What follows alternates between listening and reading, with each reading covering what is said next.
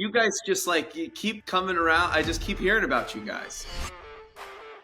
You guys got some fantastic golf, so I'm gonna have to get a round or two in out there. I love the game. I had a passion to play the game, not only football, but I love the game of golf and what it lends to a person. Let's take this thing to the moon, make the drop well known, better than it's ever been before. Marion is a place where I just love that golf course. So listen, I'm a big New Jersey golf guy. You're very kind, Mike. It's a pleasure to be on just a couple of Jersey boys here talking about something we love. All the best. I really enjoyed it. 6 shots ahead. The crowd wanted him to lose. The best player in the world was playing beside him, and by the time Wyndham Clark reached the back nine on Sunday, the U.S. Open that looked finished suddenly felt like it was slipping away. He did not dominate Shinnecock on Sunday. He survived it. And Pro, the man everybody was waiting to watch collapsed, walked away a 2-time U.S. Open champion, and I think I know somebody who may have picked him to win.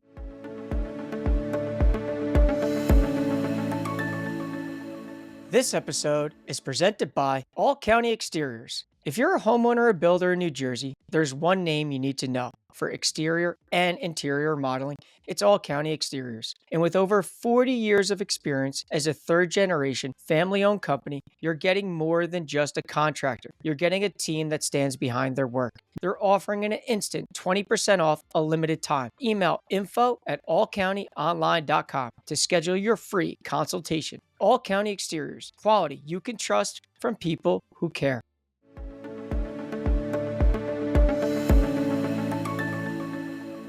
This is the Drop Podcast where we talk golfing in the Garden State. I'm Mike Poro. Welcome back, Drop Pod people.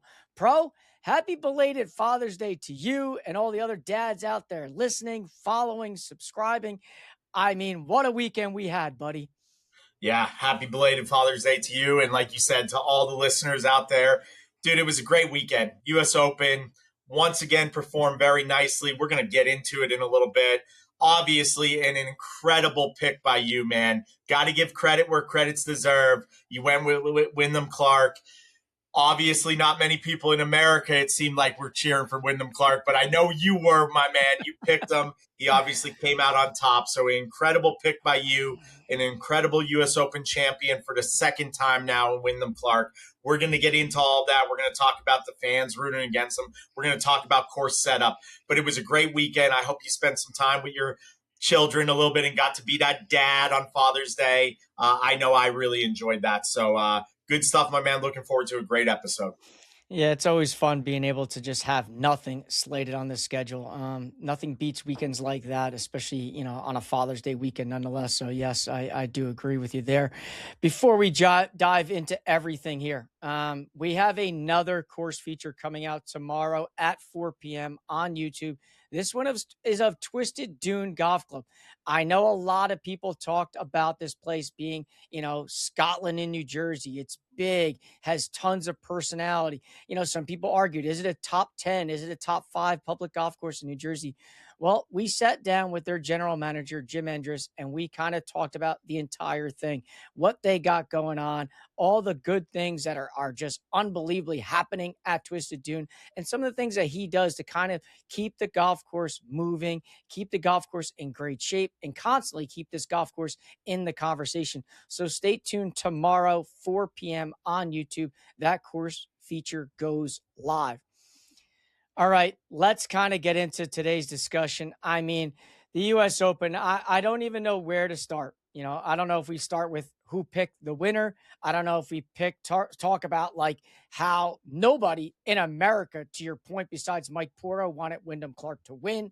Fans were getting ejected on Sunday as if it was like the NBA Finals. It was a unbelievable scene in so many which ways, but Wyndham Clark goes wire to wire to win the United States Open. And I'm not going to sit here and say like I knew that was going to happen. It was more or less a guess, but he had been playing very well coming into the tournament. I've always kind of said in major championships, you got to kind of know what it takes to win. You got to overcome a lot of obstacles. I didn't realize that the entire fan base in New York was going to also be against him, but Wyndham Clark, he's a 2-time United States Open champion. That putter with as much, lead tape on the bottom of it as you can possibly imagine. Just found a way to make putt after putt after putt. Pro, what did you think of the United States Open this week? Yeah, you could go in a lot of different directions when we talk about it. So let's start with the winner. And obviously, once again, your pick, incredible pick. Certainly, Captain America for me, Patrick Reed, didn't even play the weekend. So, I went with a total curveball out of left field on that one, and it backfired. But Wyndham Clark, like you said, was playing good golf leading into it. Obviously won down there in the Byron Nelson not too long ago. So was playing great. And listen, we already know as a one-time champion of the U.S. Open, tournament, he's been there. He's been in the moment before. He's been able to win arguably the hardest golf tournament in the world every single year to win. So he's already crossed that bridge before, and he was showing good form going into it. So a really good pick by you, and it obviously came out on top. And I guess the question would be, when you look at Wyndham Clark for the whole week, did he win the event? Did he get it given to him? Did he survive, etc.? I'm going to say he won the event, plain and simple, because the putts that he made, not only on Sunday, especially on Saturday, the par putts that he made were incredible on greens that people were struggling to make putts. The Poana that is popping up there, especially in the afternoons, how bumpy they are. Wyndham Clark just made putt after putt after putt. And then you think about Sunday, and he gets out on the 16th tee after, just taking a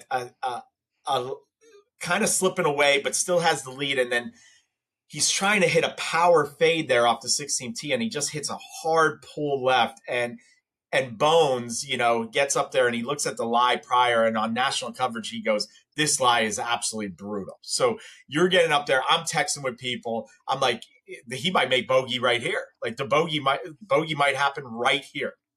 And he gets up there, and for a caddy player relationship that they were having a lot of conversations, really on that shot, there was some, but there wasn't much, because Wyndham Clark was like owning the moment. He looked at that lie, and he knows that he has the strength and the power to kind of get it through that rough and execute that shot. And he certainly did, man. He committed to it. You could tell his caddy, Big Wave, they're calling him now. You could tell Big Wave was like, "Man, you could just hit it out here 100 yards to the right. We're okay." And Wyndham Clark wanted nothing to hear of that. He was taking that shot on. He owned it. He executed the shot. He obviously advanced it down there a pretty decent amount of ways. He left himself, I think, about 150 in on his third shot. Hit a pretty good shot to the back portion of the green. And then to roll that putt in, man, truly unbelievable to roll that putt in. He was probably thinking, just get out of here with 5. And to turn that into a birdie when there was probably people like myself, when he hit the tee ball there, I was thinking bogey, let alone par, and he goes and makes a birdie. Unbelievable that he made 4 there. And then obviously goes to the 17th hole, doesn't hit a great tee shot, let's be honest, front portion of the green, 3 putts it. And then on 18, just kind of hits it in the right rough. Looked to me like when he hit that second shot, he felt like he left it short of the green. And he was going to have to get it up and down. But the adrenaline probably took over. He probably hit it a little bit better than he truly thought he did. He got it onto the front portion of the green. But once again, to hit that lag putt up there to literally like 4 inches away from the hole was truly incredible. So I think he earned it. There was people that made charges. Let's talk about Sam Burns. Final round 67. Truly incredible to go out there and truly miss some putts down the stretch that he put really good strokes on, especially 18. Put a great stroke on it. 17, he probably wishes he could have that stroke back. Was not a great stroke. But on 18, he hit a perfect putt that easily could have dropped in. So people were charging. Scottie Scheffler didn't give the gas on Wyndham Clark that you probably wanted in the final round. But Wyndham Clark earned it, man. It was an incredible win. Look forward to hearing your take. Then we'll get into the fan base a little bit. We'll get into the course setup, but obviously want to hear your take a little bit.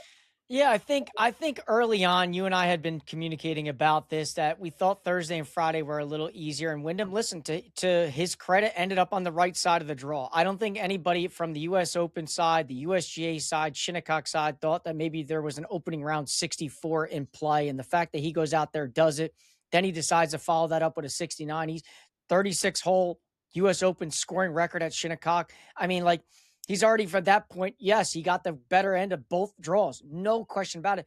But just because you get it doesn't mean you're going to win it. And he took advantage of all those opportunities, that he had in front of him. And first wire to wire winner since Martin Keimer in 2014, one of 24 guys now to win multiple US Opens. I think the whole thing about Wyndham is I know what he did at Oakmont last year has set, a lot of people in terms of what their perception is. He's a baby. He's a complainer. He's a pain in the butt.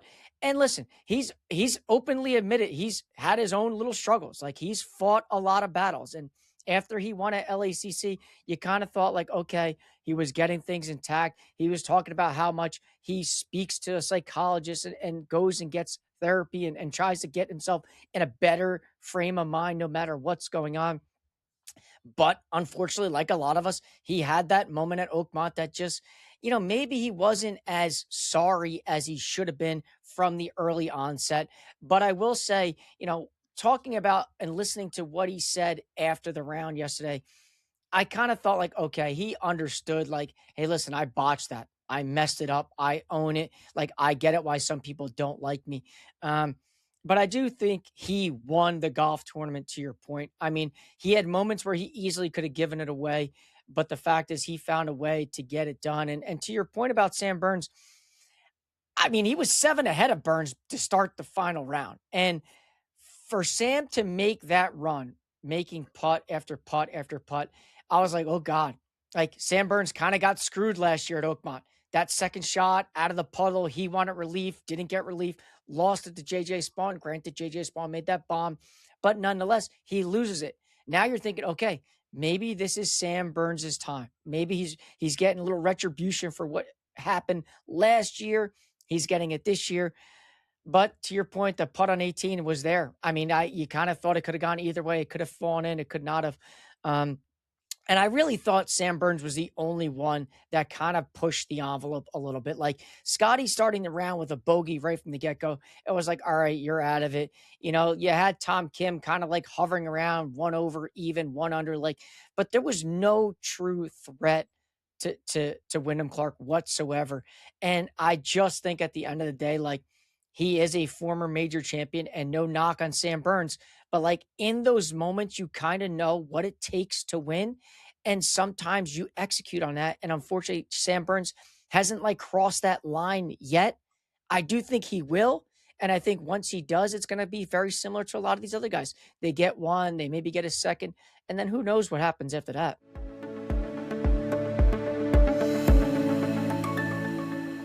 Looking for the perfect place to tee it up this season, or maybe a go-to spot for casual comfort food, or even the most picturesque backdrop for the wedding of your dreams? Then you've got to check out Galloping Hill Golf Course in Union County. Galloping Hill features 18 holes of championship-level golf, open year-round, plus a nationally recognized learning center ranked among the top 50 in the country. You can even keep your game sharp in any weather with the Swing Suite at Galloping Hill. And for a quicker round, the 9-hole course is ranked among the top 10 short courses in the country. But it's more than just golf. Enjoy incredible food and views at the Hill Tavern, a gastro pub offering seasonal dishes and rotating beer selections, all overlooking the golf course. Planning something special, from golf outings to weddings and social events, their award-winning catering team hosts hundreds of events each year, earning recognition from top platforms like The Knot and The Wedding Wire. Come see it for yourself. Schedule your tour today at the clubhouse at gallopinghill.com. It's all happening this year at Galloping Hill Golf Course.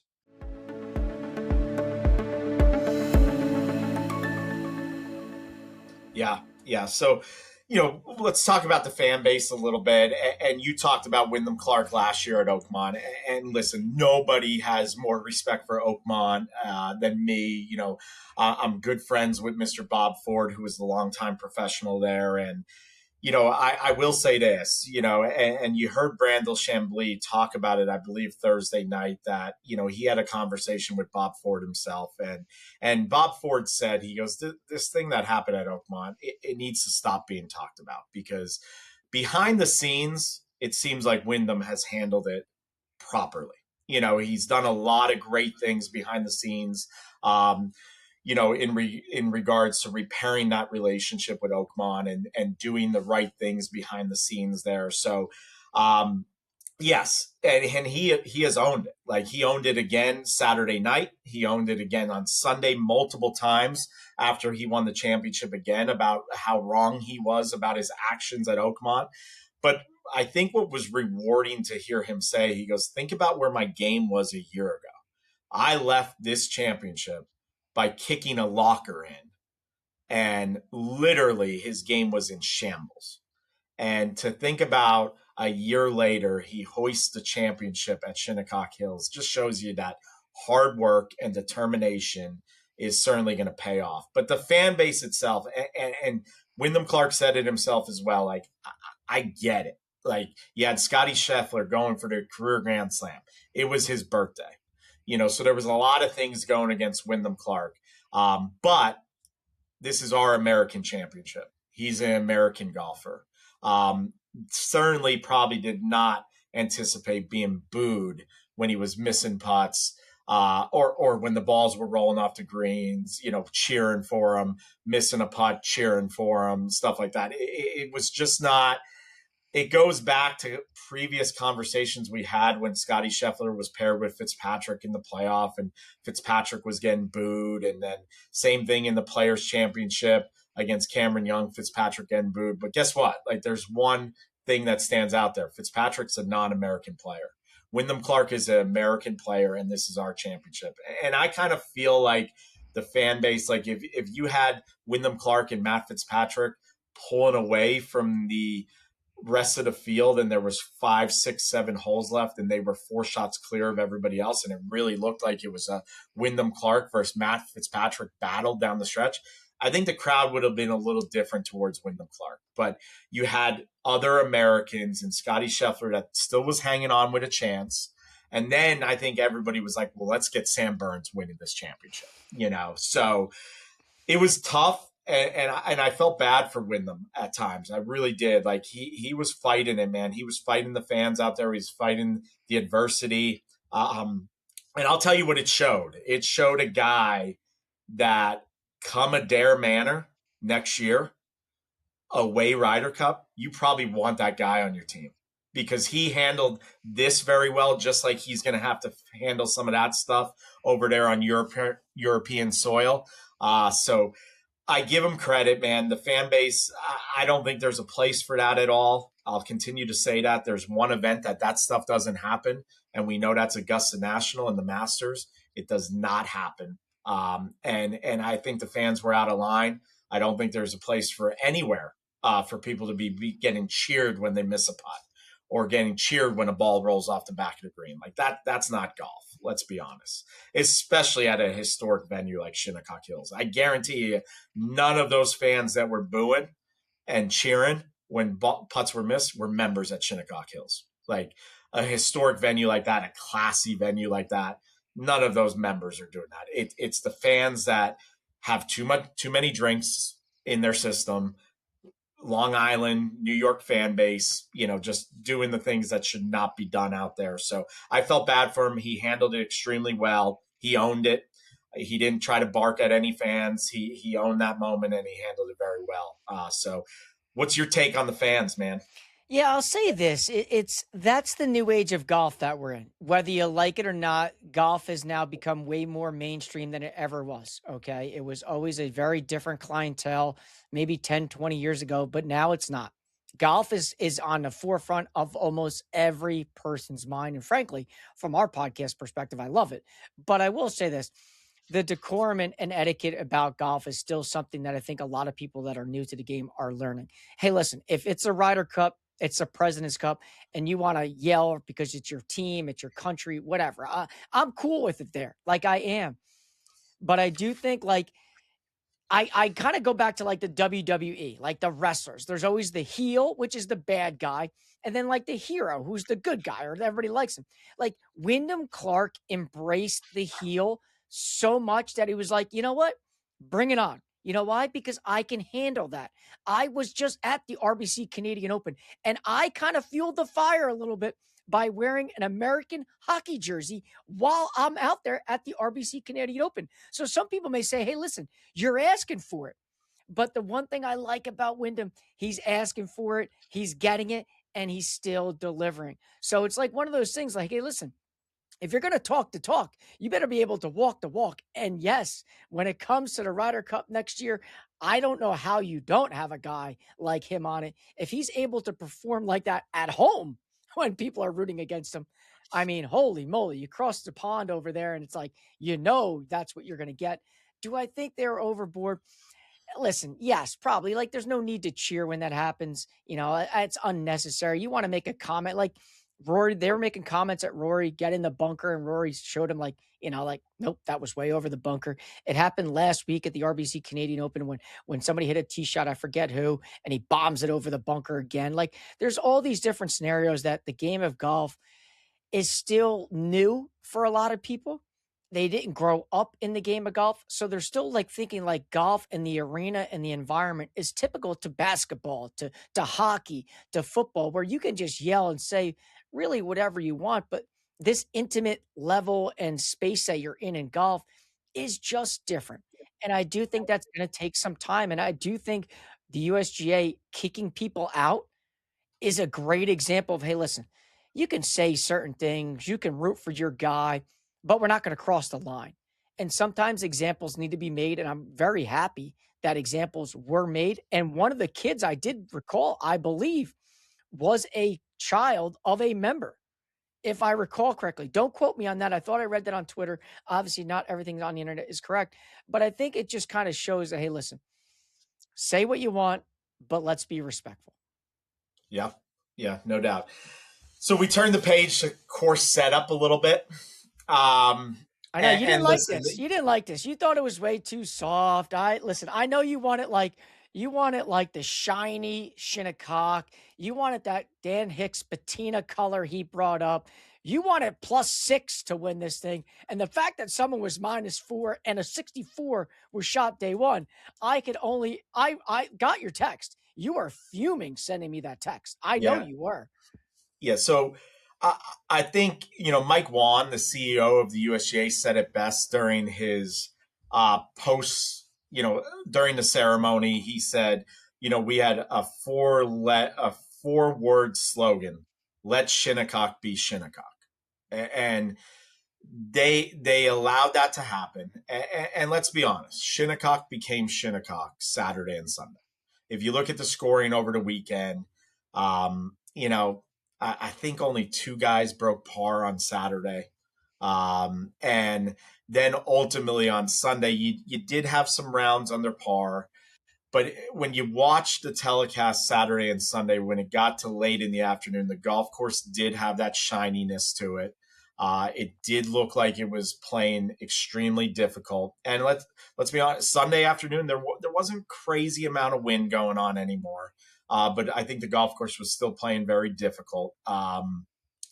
Didn't love the setup on Thursday and Friday. The fact that we're talking about a U.S. Open venue and they're making the greens like a 10, that's the Open Championship. That's what they do overseas, and there was text messages to me from members that, these greens look like the Open Championship. They don't look like the U.S. Open. The color of them, they were very green. They were watering them. They were keeping them hydrated. They were afraid. Let's be honest. The USGA was afraid of losing the golf course a little bit. So in my opinion, that's not letting Shinnecock be Shinnecock. You were literally trying to put a Band-Aid on Shinnecock. You weren't letting Shinnecock be Shinnecock. So they could say that they had that motto, but I think they were trying to protect Shinnecock too much, in my opinion. Because the truth is, like, you look at, and one thing that's worth noting is Keith Mitchell shot 4 rounds of 70. Like, that is incredible to shoot 4 rounds of level par all 4 days.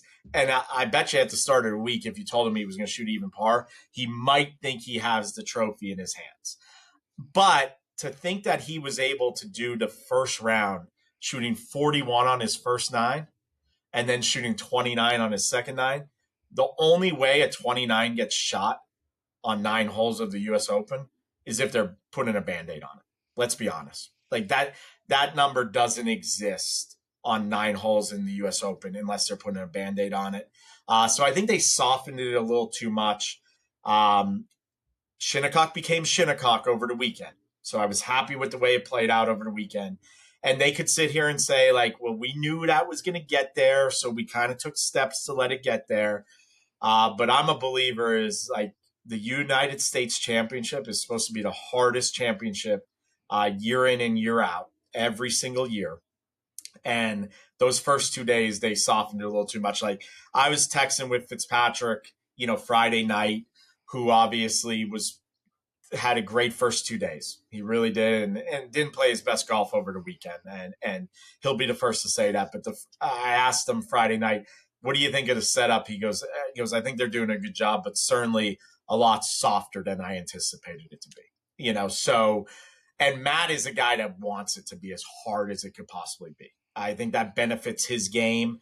And then obviously when it did get a little hard over the weekend, he did not perform his best. So, that's kind of here or there. But I think they softened it a little too much, so I was a little disappointed with that. But all in all, only 3 guys shot under par. But you look at the previous championships at Shinnecock Hills total, only 3 guys shot under par ever in the history of U.S. Opens at Shinnecock Hills. And this week we had 3 that matched that. So I think if you're a member at Shinnecock, you're kind of looking at it like, yeah, it performed nicely, but maybe a little disappointed with the USGA that they softened it on us a little bit. I think that's such the fine line, right? Because that's where they just erred on the side of caution. Because the last thing from a viewer standpoint is you want to see them like it was in 2004 or 2018 when it was like, what is going on right now? Like, you can't hold the green. You literally, like, the ball's rolling off the green when I go to place it down. Like, I think that fine line, especially the place like Shinnecock, where that wind could all of a sudden just like flick the switch. And now the golf course goes from being a normal, tough, challenging U.S. Open to like an unplayable one. So I think, listen, it's not anything that I want to be involved with when making decisions. But I do think as the weekend progressed, it became the golf course we all thought it would be from the early onset. And yes, Thursday and Friday wasn't easier, no doubt about it. But I think when you look at the overall picture, the fact that only 3 guys did finish under par, and I know you brought up that stat just a minute ago, but guys these days are just also better. The technology's better, the ball is better. So I'm not surprised more guys. It wasn't like the entire field was under par. It was 3 in total. And I think the idea that it still was tight down the stretch, there has a lot of drama down the stretch. You didn't know what was going to happen. I still think it delivered in that aspect. And the one nice thing I think about, not maybe so much about the golf course, is like, it really wasn't a part of the conversation. It wasn't like about Shinnecock. It was about Wyndham taking advantage and surviving Shinnecock. And I think from a viewer standpoint, I want it to be about the golfer. I want to be about the shot. I want to be about the putt, the moment, not about Shinnecock's out there. Here we go again. Typical Shinnecock scene. Here they are, 7th hole, unplayable. Like, I like the fact that it was like back and forth down the middle. But as the weekend went on, it kind of like let it shine. So I don't know. I get what you're saying. I understand what you're saying. But I also think Wyndham Clark was that guy on Thursday that got lucky. He took advantage of it, and he just kind of never let go of his grip on this United States Championship. Unbelievable. Yeah. And listen, you do an incredible job every week putting some pre-notes together for us to review. And one other thing that needs to be talked about, and you have it here, Xander Schauffele, man, like, Yeah, another unbelievable stat, right? he would look at it this week and probably say it was a disappointment. Let's be honest, especially going into the weekend where he didn't have the weekend that he wanted, just like Matt Fitzpatrick did not have the weekend that they wanted. But to think about, Xander Schauffele has now played in 10 U.S. Opens in his career, and he's finished in the top 15 in all 10 of them is crazy. Nuts. Like, that is absolutely crazy. There's certain people that their golf games are made for certain championships. And listen, Xander Schauffele is like a bulldog, man. He just grinds everything out. Not too flashy by any means. You're not going to see big fist pumps by him too often. He's not going to kind of get the crowd fired up too often. But 10 straight top 15s, it's inevitable that he finds his name on that trophy eventually. It's inevitable. So that's an incredible stat. It's worth mentioning. I love that you had that here on the note sheet, because that's the longest streak since Jack Nicklaus. And you could say whatever you want. Jack Nicklaus is the greatest player to ever play this game. All right. So anytime you're putting your name next to a guy like Jack Nicklaus, you're doing something right. So it's inevitable that he finds his way on that trophy eventually, and that's a stat certainly worth mentioning. Yeah, listen, at the end of the day, it was an unbelievable week. It's why, guys like us just live and breathe this game of golf, because frankly, it delivered in so many ways. I understand Sam Burns was close, but he gave it a nice run. Watching guys like Xander consistently be consistent, Keith Mitchell and his numbers of 4 rounds of even par, sickening. But again, Wyndham Clark finds a way to get his second major championship, his second United States Open championship. Is a nice way to kind of put a bow on the third major of the season. And we're going to pivot a little bit differently here now, Pro. I kind of thought this may be a good time to bring something like this up, because, for the audience, in case you don't know, we are nearing 200 consecutive episodes of an episode coming out every single week since this podcast launched back in October of 2022. And we never missed a single week. Family vacation, sickness, health, you name it. Every week you knew that something was coming out, and it has. And now, Pro, you're more or less 6 months into this journey on the Drop Podcast, nearly 25 in a row for you. I mean, I kind of thought it'd be fitting as this is number 194 in total. What has it been like for a guy like you? Now, I understand coming into this thing, it was kind of a well-oiled machine. Ryan and I were rocking and rolling, and things just kind of fizzled out towards the end. And kind of coming on was, like, all right, was there some questions about whether you wanted to do it? Are you going to feel weird? But I kind of thought, like, you're 6 months in now. I know what people tell me behind the scenes is it sounds like you guys have been doing this for way longer than you have. Talk to me about like your expectations of what this journey has been like through the first 6 months for you. Yeah, listen, I said it from the jump, and I think originally we were kind of just going to see how it went, and for me, like you just said, this has been a well-oiled machine for a long time for you guys. You and Ryan were doing incredible stuff, and it was a well-oiled machine, and you got Shaq behind the scenes. We all know what he does. He really kind of keeps this machine going. And for me, it was like, hey, let's hop on, let's just talk, and let's see where it goes. And it's been easy for me because I love talking the game of golf. It starts and ends with family for me. My wife and my 2 kids are everything in my life. That's by far the most important thing. But obviously, number 2 in my life is the game of golf, and the club here at Manasquan River and the membership. And then I just love every aspect of golf. So when I have the opportunity to discuss the game of golf, whether it's on the national scene, like we just recapped the U.S. Open, or whether we're talking about the amazing golf we have here in the Garden State, for me, it's simple to have those conversations. And I could sit here and say that, it's a lot of work, and I know it's a lot of work for you, man. And I know it's a lot of work for Shaq. And, I'm fortunate to get on here on on either Sunday evenings or Monday mornings to film the episode for Tuesday, and you lay it all out. And for me, it's kind of just simple to talk the game of golf. And I have such a passion for it. I truly love every aspect of the game of golf. So, to have those conversations with you and discuss, what's going on the national scene and what's going on here in the regional scene and here statewide in New Jersey, like that's pretty simple for me. So I've enjoyed every episode. I've enjoyed talking about it. I really do get excited to have these conversations, and I'm looking forward to seeing where it continues to grow.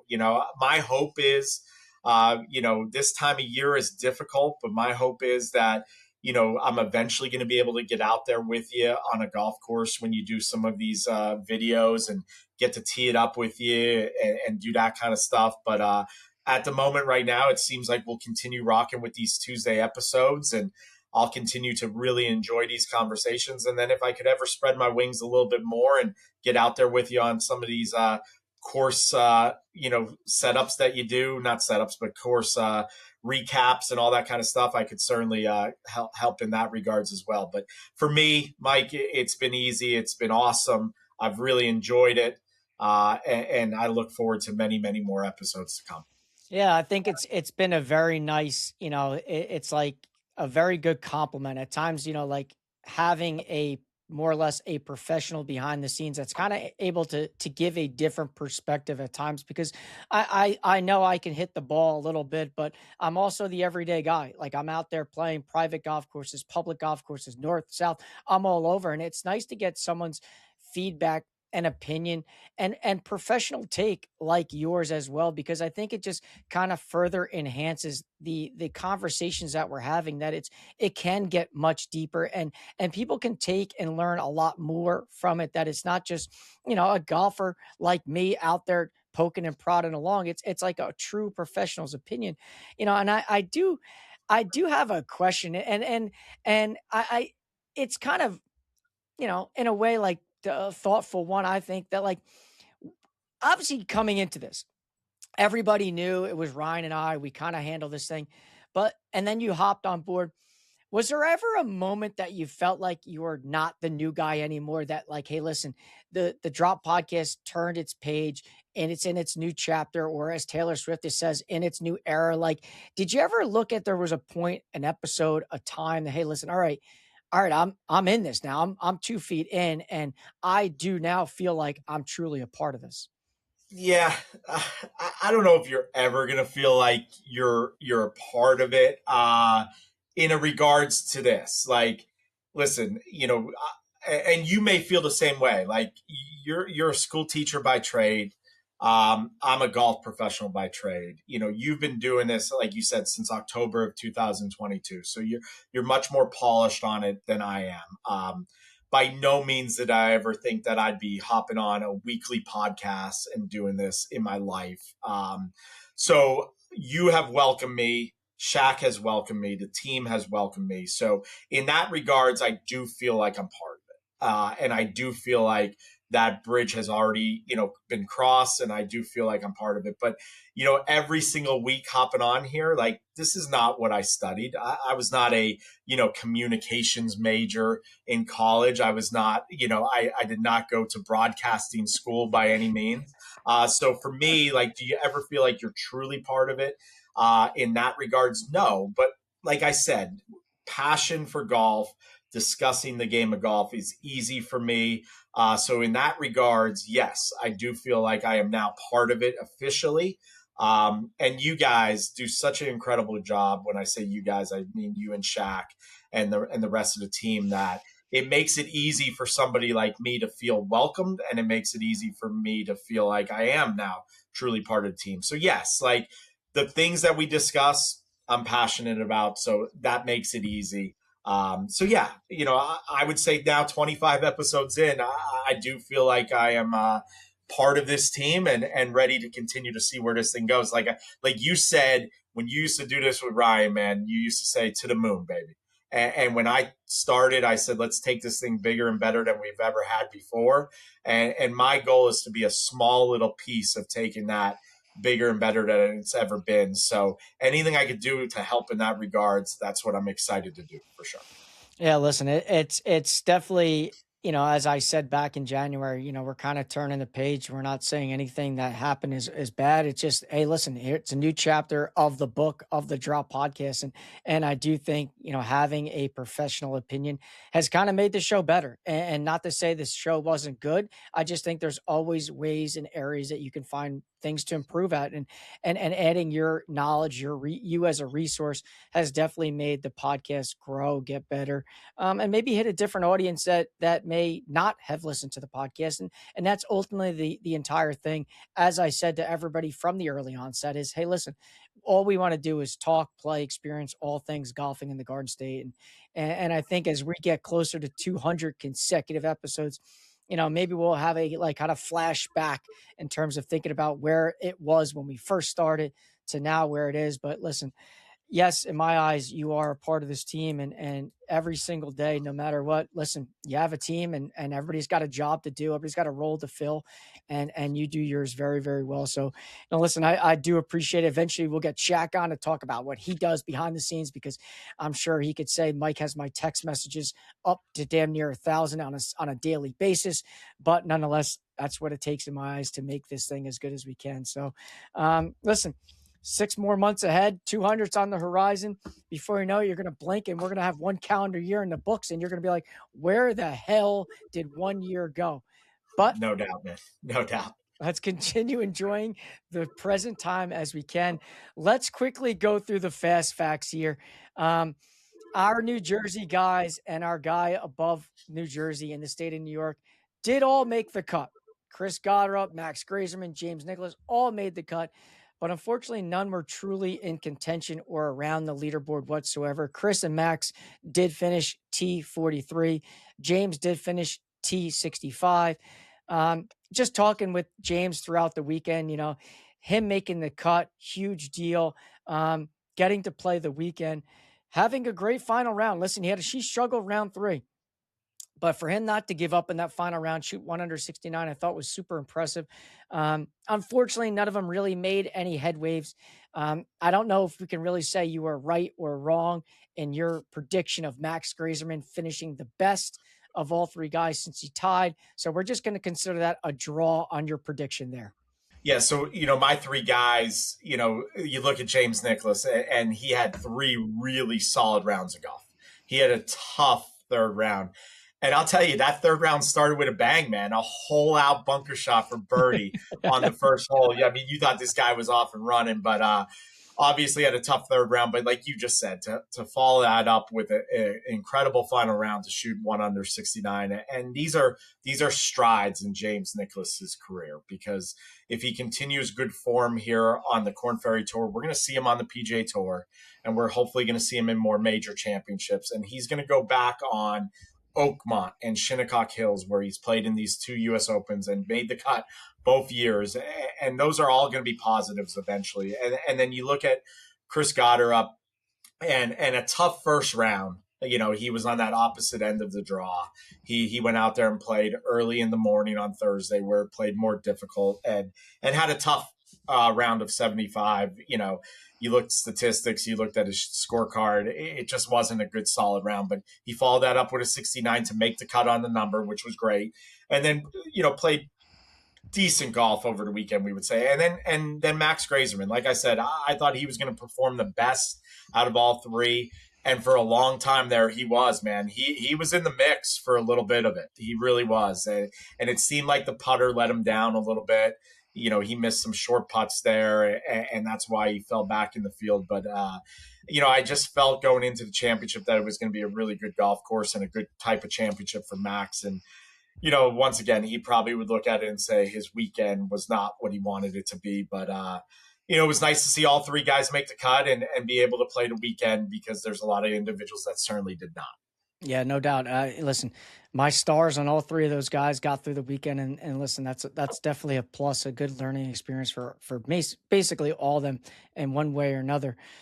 This week on the PGA Tour, I believe it's the last signature event of the season. It's the Travelers Championship, more or less right across the street into the state of Connecticut. Chris Goddard is the only guy from New Jersey in the field. Max is not in the field. So best of luck to Chris up there at the final signature event of the season. And on the Korn Ferry Tour, they're back in action. Obviously, last week with the U.S. Open, they are off. James Nicklaus and John Packer both in the field at the Memorial Health Championship. And it probably looks as though Ryan McCormick will get in as well, as he is the first alternate in the field. So I got to assume that he makes it into the list. So best of luck to those guys this week. Now, for this week, obviously, I knew it was going to be heavy on the U.S. Open, so I did not take any audience's questions. I promise next week I will make sure we get those back up and running. But we're going to attack our weekly picks. Now, you heard this has been a going theme all episode long. I did, yes. I'm not sure if you heard this breaking news. If it isn't, I did select Wyndham Clark to win the United States Open, not only to beat Pro's pick, but to win the United States Open. And little behold, Wyndham Clark does help Mike Poro out and get the victory, which helps me improve back to my winning ways. I have a winning record now over the Pro. I sit at 9-8-1.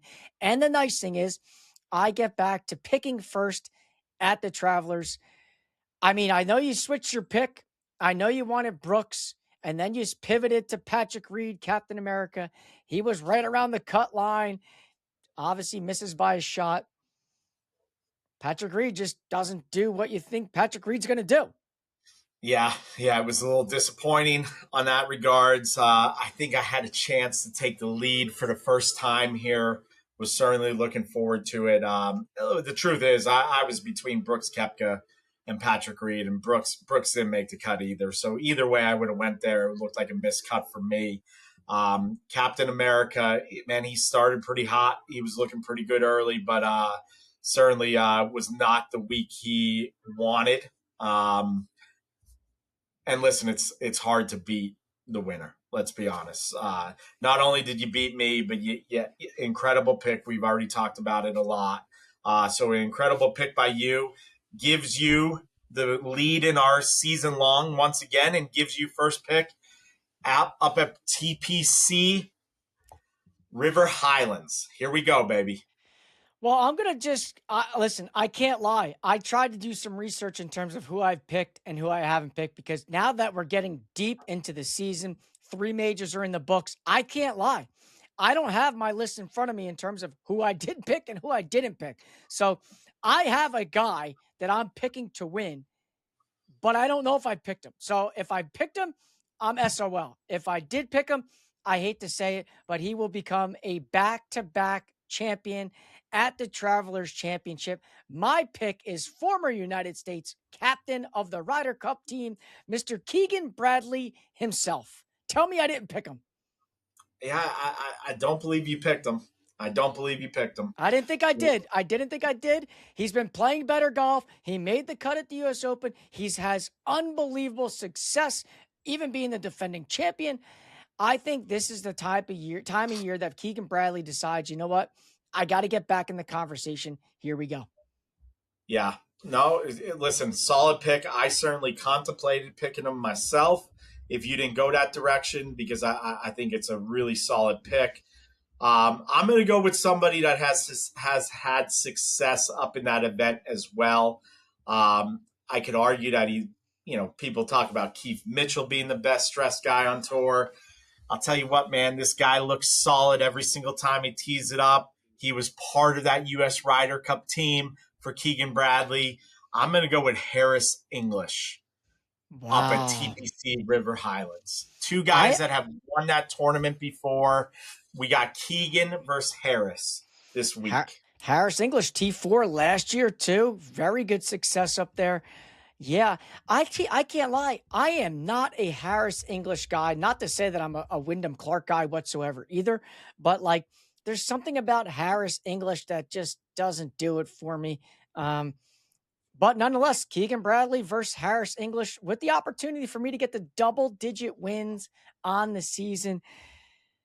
Man, I mean, I kind of love my pick. I can't lie. I kind of love my pick heading, the Open Championship on the horizon. Man, listen. We'll see how it shakes out. We'll see how it shakes out. I need it. I don't want to fall too behind here.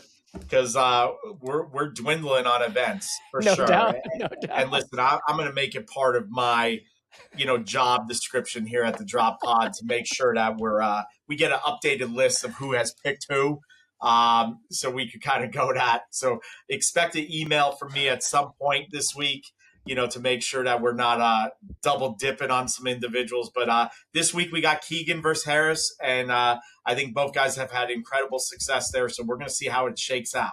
Yeah, All no right? doubt. Yep, no doubt about it. But listen, as always fun unpacking major championships and kind of just getting your take about what it's been like to be a part of the Drop Podcast in this short amount of time. Obviously, we touched on everything Wyndham Clark surviving at Shinnecock, but I also want to bring to the forefront, this is probably one of the most jam-packed weeks I've ever had with the Drop Podcast.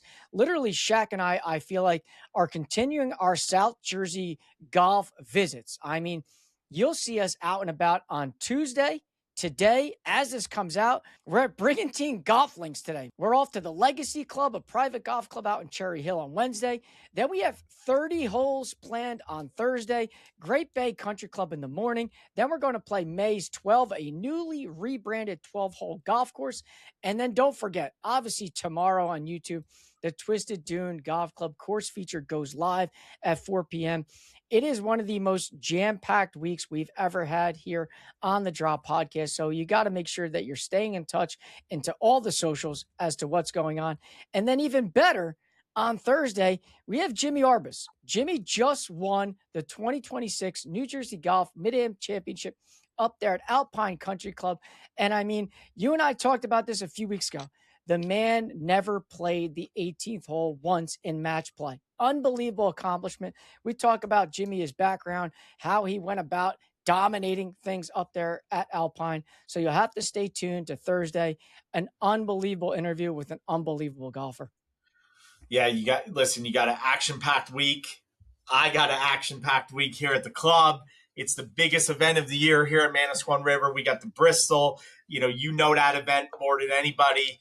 Many years caddying in that event, being around that event. So it's going to be an action-packed week here at the club. It's always the signature event at any private club is their marquee member guest. So looking forward to that. Looking forward to all the things you have on the horizon on the Drop this week. So it's going to be a great week of golf here in the Garden State. Looking forward to seeing everything you guys pump out, and appreciate the episode today, my man. As always, of course, pal. And listen, as we always say every single week, if you enjoyed today's episode, leave a rating or review, or just frankly send the show to somebody who loves talking golfing in the Garden State. So until Thursday, make it a great day, everyone. Cheers, everybody. Golfers, after 6 years of extensive construction and renovation, all 3 Essex County golf courses are officially open and ready for your best shot. More than $30 million has been invested in restoring 3 classic Golden Age designs. Francis Byrne Golf Course, a 1928 championship layout by Charles Banks and Seth Rayner, delivers a true test for skilled players. Hendricks Field, another standout 1929 Charles Banks design, brings classic strategy back to life. And Weequahic Golf Course, the oldest public track in New Jersey, originally opened in 1914, has been fully renovated, offering a true throwback Golden Age architecture experience. Today, all 3 feature pristine conditions, GPS-equipped luxury carts, and an elevated overall experience that keeps golfers coming back. Tee times are also easier than ever through their new partnership with Notify. Visit the Essex County website, set your preferred days and times, and let them book your next round. Visit Essex County Golf Courses today.